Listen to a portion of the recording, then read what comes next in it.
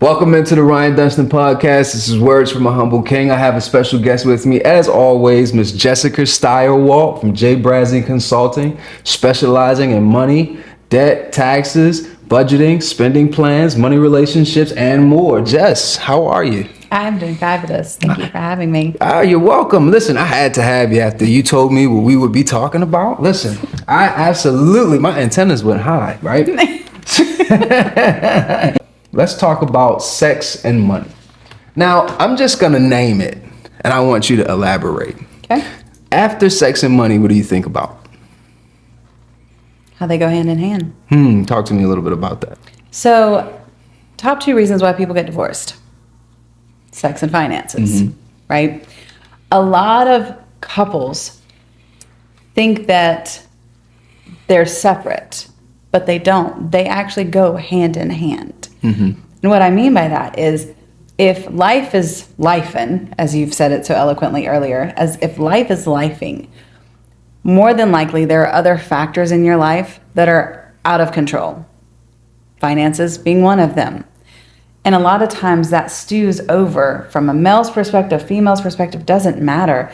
It stews over to that intimacy, the sex side of it, because we're so stressed and all these other things that are happening in life that's not something we can focus on, deal with, comprehend at that exact moment in time.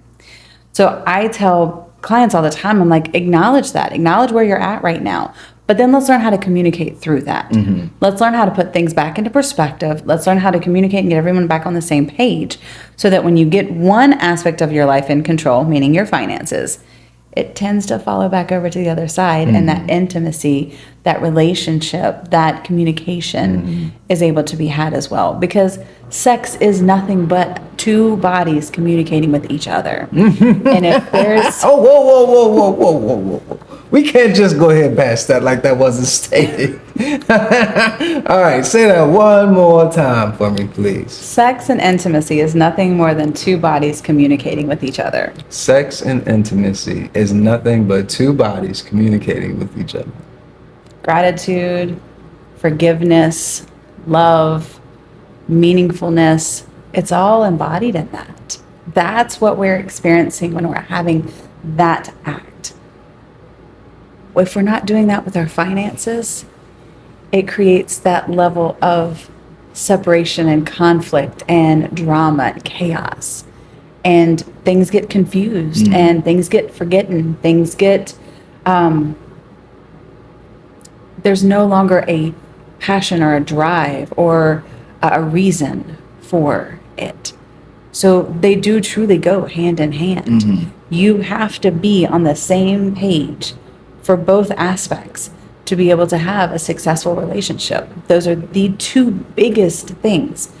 But if you can successfully create those 2, every other part of your life comes together as well, right? You have created a successful relationship because studies have shown, data proves it. I'm all about patterns. I love numbers, so I'm all about patterns.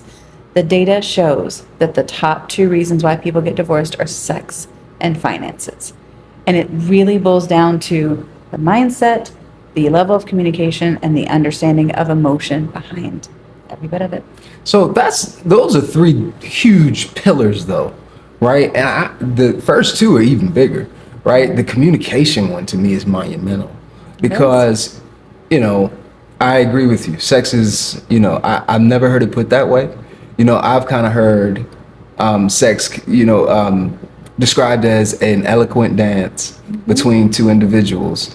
But I love the way you put that, though, because... What is a dance? You're right. I was going to say the same thing. It goes right in line with it. It's still a communication, right? You have to be in sync with one another in order to be able to perform both acts.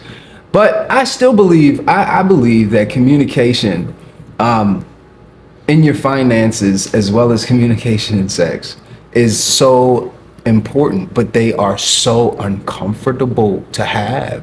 To the biggest taboo topics in the world. And and for it to be, for communication to be so important, the one thing that your body needs, let's be honest, like, I'm not saying that sex is everything. Nope. But if your relationship is bad sex, or no sex at all, you just may have a problem. I mean, that's the reality of it. And being able to communicate about sex and being able to communicate about money are like the two most uncomfortable conversations you can have. And because money has everything to do with who you've been, right, up until that point, and sex has everything to do with how you perform, which in turn is almost the exact same thing as who you've been with the money, right? And being able to be vulnerable in what may be considered wrongdoing or in corrective moments, right? I think people don't take that well. To hear where you may be going wrong with your sexual partner is not an easy conversation at all. And I'm gonna be honest with you. For me personally, I would not want, if I was a person that wasn't in sync with this wife, I don't know how to have a conversation that I know she's not going to take well. And then vice versa. I don't want to hear some negative things about me and that in that area of my life, because I want everything to be okay. And then when you talk about finances, me and my wife, we've gotten a lot better with finances over the years. And, you know, her and I, we've been together for, you know, just about 18 years now. And almost 2 decades in, you can imagine how much changing and growing we've done together. And a lot of that was in the early on, we didn't have great communication, you know, and my finances were mine and her finances were hers. I mean, that's how we carried it when we first started working with, when we first started with each other. And that over the years has changed, but it wasn't an easy change. It was let me mess up first and then, right? It was discrepancy all over the place then, right? Yep. And let me F it up so I can fix it. Right. Right. And my mind, it worked out so well. Because all right, and I know I'm going to touch a lot of guys on this one. All right, now fellas, don't leave me out here hanging. All right, now we would much rather avoid what needs to be talked about if there was a possibility that we could get past it without talking about it. For example, when you've made that mistake, because I know every one of you gentlemen have made one, and didn't want that wife or girlfriend to know about it, your thought process was, if I can avoid this conflict, it's a win. Yep. Even though if you got caught in a lie, it would be a worse off situation. But our logic says we should avoid, lie till you die, keep it in until it's gone, take it to the grave. What are some other lying quotes that's out there, right? That's what we would rather do, because our calculation is there's peace if the conversation does not take place. And that over the years, I couldn't have been more wrong. And it was a reality check to the floor in order to get that revelation. I'm telling you now, if I could avoid the talk, we were winning. Do you know why we're like that? I thought it was just dudes. Nope. Okay, go ahead. We are, so going back to the whole topic of what we're talking about today, right? Sex and finances being such a taboo topic, not wanting to address, acknowledge the mistakes, the misunderstandings, the level of the lack, not even level, the lack of communication, not wanting to address or acknowledge any of those. Do you know why we, as a whole, men, women alike, are like that? No one has taught us any facet of knowledge when it comes to sex or finances. Right. We've learned through not learning, not being taught. We learned through trial and error, figuring it out, effing it up so I can fix it, right? We learned through. And I'm sure some of you are probably looking like, no, porn has helped me. That's not really teaching, right? That's not teaching. You watching somebody do something, isn't teaching. And 9 times out of 10, them dudes are taking pills to make sure things work out correctly, right? And it's so choreographed that there is no way you can have communication in that realm. It's like you're being told what to do, and as long as you perform, you get paid. That is not what we're talking about. It also creates unrealistic expectations. That is true. Your psyche does get damaged there too, because you begin to see life that way, and that is not the accurate depiction of what truth is. I mean, what life is. On either side. Right. Correct. So I say that because think about it. When you took this role as what you do, someone was there to guide you, teach you, mentor you, right? And any past jobs, same situation. Any job I've ever done or had, someone was there to teach me the ropes. Someone was there to guide me, tell me my expectations, create those realistic goals, timeframes, the level of understanding that I needed to have to be able to fulfill those jobs, right? The skills that were required. We were taught those things. We're not taught either one of these topics, right? High school doesn't teach us at all. They teach us not to, and then they give us preventative measures. Like kind of an oxymoron. Yeah. You know, that's a capitalism conversation, but we won't go into that. But go ahead. Same. But I'm just throwing it out there because we're not really taught these things. So how can we learn and understand besides just trial and error? You know? How on earth, and Jess, I want you to be 100 with me right now. If you could go back and do it all over again, how uncomfortable would you be learning that lesson? And if you were the teacher, for God's sakes, how comfortable would you be? When do you teach, and how do you teach, and what are you teaching? How? Talk to me about that. That is an uncomfortable class because you know that's one of the biggest fights in our country right now, right? Keeping sex out of the schools, but yeah, you're right. We're not taught this stuff, but how do you teach this stuff? So I think a part of it is one, understanding that there is a need to be taught, right? And not just accepting it as what it is, right? If I were to go back and, you know, they always say, like, if I only knew what I know now.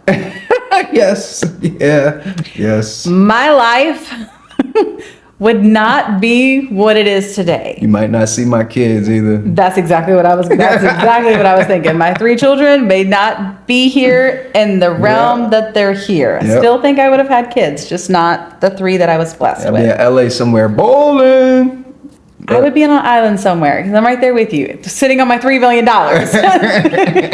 Right. Lord. But man. right, so it's like one of those things is like, how can we change the trajectory that we're heading in and fix it for future generations, right? Yeah. One, it's as parents acknowledging that that's our responsibility. My mother never talked to me about those things, about any of those things. The conversation that I have with my children, both my boys and my girl, I put those conversations in place because while I know it is a part of life, it is a part of growing up, they're going to do it at some point in time. I just pray that it's when they're 30. Oh yeah, you're right. Good luck. Right. I already have a 22-year-old. He wasn't successful in that number. But I know they're going to do it. So it's my responsibility. It's my role to be able to break these things down to them so that they don't settle for less. They don't give to someone that's not worthy of receiving it. But it really stems from, they have to know these things to be able to see them for what they are, right? Yeah. Still uncomfortable because I had the conversation too, so I'm gonna be vulnerable because as you guys know, on this show, we make sure we are vulnerable because we address the real pivotal points in life that change, that make or break things. So my words here from a humble king would be this. I taught my kids how to put a condom on using a banana, but that was like the gist of it. Like, it wasn't a deep dive. You put it here, and you make sure you thrust like this, and then, like, it didn't go that way. It was a very limited conversation, and mainly because of how uncomfortable I was. And I didn't have a father. Most of these guys know we talk about this kind of stuff all the time. I didn't have a model in front of me. So everything I've learned through trial and error, even those conversations. I mean, don't get me wrong, it got better because I had 3 boys and I started when they were in middle school.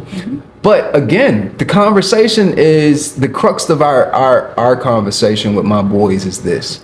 This is how you do it. This is why protection is so important. And, you know, if you bring me home a child, I am going I'm gonna fuck you up, right? Now I'm gonna love you in there, and I'm gonna help you take care of the baby. I mean, but you're gonna have to. There has to be. You gotta let me get some frustration out, right? We gotta put some boxing gloves on. We gotta go out back. I mean, that's the conversation that I've had with all 3 of my boys. Not saying I'm right. I ain't said I was right. I'm saying that's the level of frustration I would get to because of how uncomfortable that conversation was, and because of how much I've warned them, and because of the fact they know what my expectation is in that home. If you make that kind of mistake, we got to go out back and we got to relieve some steam, right? I'm not saying it's not going to be barbaric, but I'm going to get a chance to breathe after that, and we can kind of talk some things out after I bust you up a little bit with them gloves on. Look, you're better than me because mine was barbaric. Like I threatened both of my boys and my girl, but granted, hers was a little different threat. I told my oldest that if he brought me home a child in the state of mind that he's in right now, again, keep in mind everything's in context, that I would castrate him. So mine was barbaric because I was like, I can't. I'm just now getting you guys to the point where you're almost out of the home. You're not in a place where you will be able to financially, mentally, emotionally be able to support the raising of a child. Yes. And while I would not allow that child to go through the hell that you're going to put them through because you can't get your stuff together, I would be the one raising it. And that's not, I'm almost an empty nester. I don't mess this up for me. Like, I don't want to do this again. I'm not ready to have to take on that role. Right. And I know I would because of mentally where he's at right now, right? So while mine is a little more barbaric, please understand it's contextually, there's a reason for it. But again, yeah, we didn't talk about castration. That was different. Like I said, when you're dealing with a child like I have, you have to be like I'm not judging, but I am amazed. And then I say it in a certain manner too. That's why for me, I'm like Southern. that Southern sweetness comes out. But honey, trust me when I tell you, he got my point. How do you say castration in the Southern sweetness? You don't want me. I don't think you want me saying it here. We might just have to let the viewers. All right, let's move on. Picture that, because that's where hood meets Southern. Just saying. A little sweetness on top, but there's some fire below. I got you. Heating things up. Yeah. So I go back to though, but that's why those conversations are so important, because we all know and we've all experienced it in the heat of the moment. And I may not be talking about finances right now, you guys, but it can apply to both. This absolutely applies. As uncomfortable as this is, of the moment, if you have not practiced, prepared, planned, tried, done, like if you had not put it in a habit state of mind, you are going to fuck up. You're going to make the wrong decision, right? And that applies to finances or sex. It doesn't matter, because one wrong move creates a ripple effect of consequences, of things happening that you may not have been prepared for. Right? Yep. So that's why for me, that conversation, while as uncomfortable it is, and trust me, me and my oldest, we go round and round with some of these conversations, because I always tell him, don't come for me, because I'll put you in your place real quick. But they have to be had. And who else is going to have them if I don't? Right. Nobody in this world is going to teach my children the things they need to understand and understand as their responsibilities, their rights, their expectations, but me. if I allow the world to teach my children those things, they're all going to be misinformation. They're going to be misinformed, and they're going to make decisions based off societal norms versus what my children should really be focusing on for them. Yeah. Their wants, their needs, their goals, their dreams, their priorities. And that is exactly a financial conversation, right? And it's like, you're right. As uncomfortable as that conversation will be with your kids, that is how, I can't say that the financial conversation with my kids is uncomfortable anymore. Right. Because, you know, we've learned so much being in this business Right. about it. But before I got into this business, it was still an uncomfortable conversation to have because I just didn't know much about it. I couldn't teach my kids about credit before I got to what was then prime lending. Right. And I couldn't teach my kids about how, you know, to utilize credit cards. I couldn't teach them about the utilization rates Right. and which proper, right? What moves the needle for your credit scores and stuff like that. And being able to obtain wealth and manage wealth and then leverage wealth, right? I feel like I can have those conversations now and already in with the one that's in college, right? We went to go get his car, quick story, yesterday. I mean, not yesterday, the day before yesterday, we went to go get his car. $4,500. You know, the fruit of what we were putting in Jalil, our Right. oldest, he was able to save in a year $9,000 working at Chick-fil-A. Nice. And when he went to go get his car, he only used half of that money to get it. And he has a cushion, right, to be able to still go to school, take a break if he needs to, come down on the hours at Chick-fil-A if he needs to manage the workload a little better. And we're talking about credit cards now because, you know, he's getting those offers right now in the Right. mail. That conversation with finance would not have been as comfortable as it is now if I didn't know what I know. Right? Like and that goes back to the preparation of it all. It's like when you're prepared to have the conversation, it takes away the anxiousness and it takes away because you don't know what's going to happen. Right? If you don't know how to talk about it, you don't know how it's going to end up, and that causes a level of anxiety, right? Yeah. And being able to have that conversation because I knew what needed to be said and I knew what he needed to hear in those moments, it made it a lot easier. Now that first conversation when we were talking about how to put condoms on, you know, honestly speaking, because I didn't know what to say, I just ended up saying, listen, this is uncomfortable for me just like it is for you, so let's just get through this as quickly as we can. Like that was the best I could do. Like that was honestly the best I can do because like I said, I had never had that conversation before.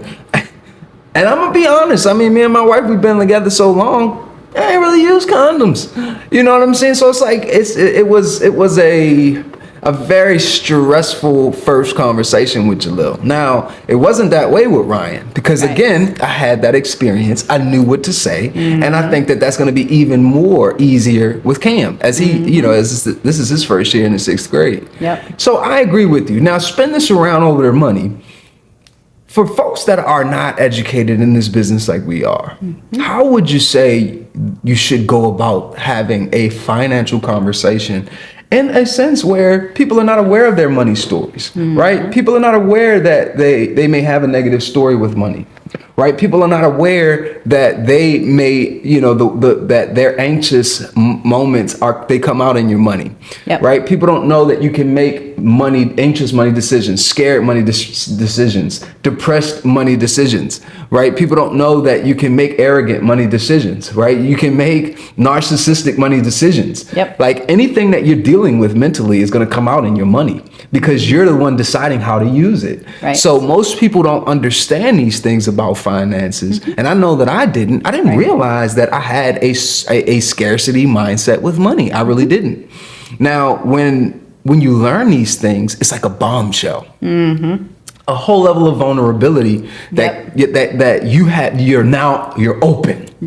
Like, I don't know if all right, so I'm gonna put it to you like this. You had a cut, right? You were playing football, maybe you fell off a dirt bike, or maybe you just skinned your leg riding a bike, right? And it's this big red, you know, raspberry on your leg. You scrape some skin off of it and you're just getting through the pain of it all. And you go in the house, you take a shower and you realize that, oh, that's right. My skin is no longer there. And I have a cut there and it stung the moment that the water identified the cut. Right? And that thing stings when the very first time that it hits, but you get used to it, right? You get used to this thing. Like the pain goes, it doesn't necessarily go away. You're conscious of it now. It surprised you at first, and you were thrown off guard when it first happened. But now you're like, all right, I'm in the shower. It's cool. I'm about to wash it now, and I'm used to this pain. Right. And it's not even. It has transcended into. It's not pain. It's actually okay. This is just my cut. Right. Right. That is exactly the financial conversation when you first begin to see your errors in some of the financial decisions you make. It's like it's a wide open cut and you're not aware of it until someone else sees it. And when they see it and they identify it, you begin to sting a little bit because it's like, wow, I'm wide open. And they see every negative decision I've made with my money. That's what your credit report is. Your credit report tells me what you've done for the last, 7 years. It tells its own story. With how you've handled your finances. When I run through a credit report, I'm looking at decisions. I am looking at decisions, not judging you, because I had to go through my own. And Lord have mercy, I had a lot of things to fix. Yeah. Right? And it took me a while to fix it, and God knows I'm still trying to fix it. Right? And the having someone see it for the first time takes you back. It's like, and then when you first feel the pain, you question, like, do I want someone else to notice this? Is it too bad to even come back from, right? And then when you transfer this thing over to the sexual thing and you talk, and your significant other comes to tell you, I'm not really enjoying it. Like, what's the, have you ever, the Breakfast Club, right? The DJ Envy. His wife, when she first came out and said, I've never had an orgasm with you. And this man's on the radio. Yep. That is a machete into my heart. Similar to the credit report. Yep. That is like the deepest cut that you can have as a man. That is a prideful hit. A reality check, a humbling process, and you wonder, this might just be over with. I might just have to go try this thing over in another way, in another space, in another relationship. I mean, I would have those thoughts, right? So you can see how some people stay away from fixing it to obtain wealth. And you can see how someone avoids fixing it or facing it because of how it makes you feel. And you're right in that regard, man. It wasn't until, Ryan, we should talk about sex and money because they go hand in hand. My head, the emoji that where his brain blows up? I thought to myself, I'm like, man, this is exactly the same thing. It's the same thing. We look at it, we use it. Both of them are coping strategies. It's the same thing. And it elicits the same response. And I speak from a hormonal state of mind, right? When you have sex and you reach that level of orgasm, there's a hormone response that goes off in your body. Yeah, it's a dopamine hit, for God's sakes. Same thing happens when you win a $1,250 lottery. Yep. Same hormone response goes off in our body. They can't differentiate between the two. Literally cannot differentiate between the two because our body doesn't recognize the difference. It just knows there's a high now. Yep. Right? There's a feeling of ecstasy at that present moment in time. Same thing for spending money to when you're depressed or when you're anxious and you just go to the mall and that's your coping. It is a coping strategy because it creates that feeling of euphoria in our body, right? But that's why I said too many times we don't put the two together in that sense, right? The other part of this, and what you were speaking on earlier, it's because we're also projecting, right? So when we are, as parents, are talking to our kids about either concept, either thing, either topic, we're projecting what we want them to do with both sides, right? And again, I told you I was a little barbaric with mine, but I am projecting. I do not want grandkids yet at this age of the game. Not yet. That would, man, I didn't think about that. So that is a real possibility, isn't it? My child is in college.